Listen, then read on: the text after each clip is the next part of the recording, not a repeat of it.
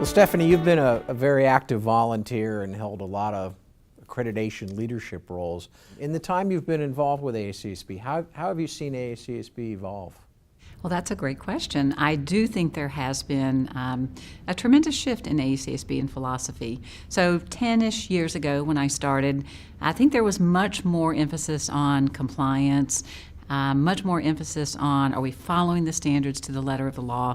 I think that's shifted. I think that's moved away from a compliance standpoint more to a, how can we help this school? How can we make sure the school is following their mission and having the outcomes that they want? So I think there's definitely a move away from a strict interpretation of the law to a quality standard, a consultative standard.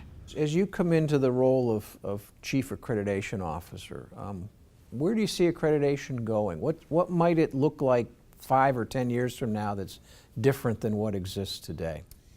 I think you'll see a variety of people involved who perhaps haven't been involved.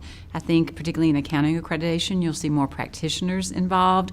I hope that one of the things we are able to achieve with AACSB is to bring people closer together, and that is to bring the corporate world closer to the business school education experience. So I think you're going to see a lot more interaction and engagement, and in fact that's one of the emphasis of the new accreditation standards. I think you'll see more corporate people at the table. I think you'll see more intertwining of those relationships, and I think that'll be a great thing.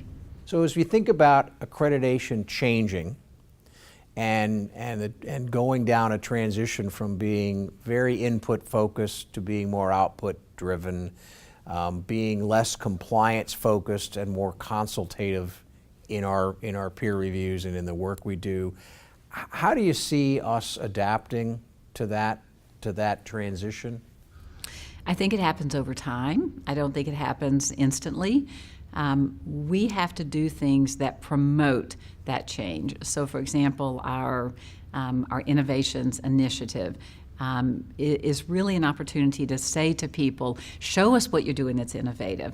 We want to share those things. So I think we have to have activities that promote that.